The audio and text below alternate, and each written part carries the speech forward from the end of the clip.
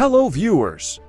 On today's news, Prime Minister Benjamin Netanyahu has revived a push to close down AlJazeera in Israel. The Israeli leader demanded on Monday that his coalition government pass legislation in the Knesset that would allow senior ministers to shut down foreign news networks deemed a security risk.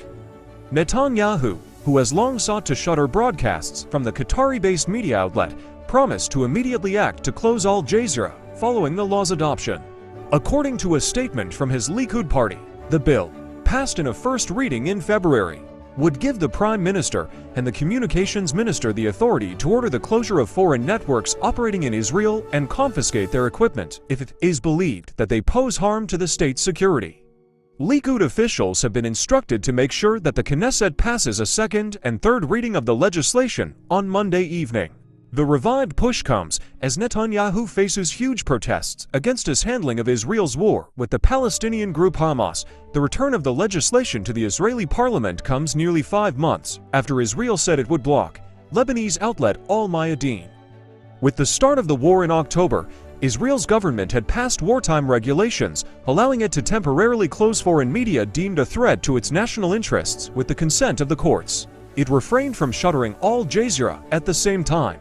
However, Communications Minister Shlomo Carey said at the time that he hoped the measures would be used against Qatar-owned AlJazeera, one of the few international media channels to broadcast live from Gaza during Israel's ongoing war in the besieged enclave. Carey accused the outlet of pro-Hamas bias and incitement against Israel.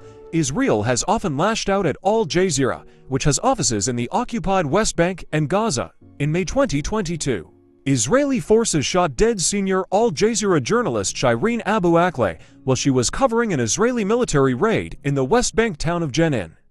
A United Nations Commission report concluded that Israeli forces used lethal force without justification in the killing, violating her right to life amid the war in Gaza. Several of the channel's journalists and their family members have died under Israel's bombardment. On October 25th, an air raid killed the family of Gaza bureau chief Well Dado, including his wife, son, daughter, grandson, and at least 8 other relatives.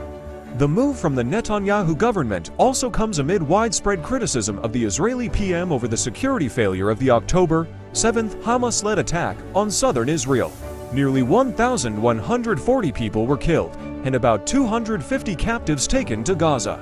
According to Israel, Netanyahu's retaliatory war on Gaza has killed at least 32,782 people, mostly women and children, according to Palestinian authorities.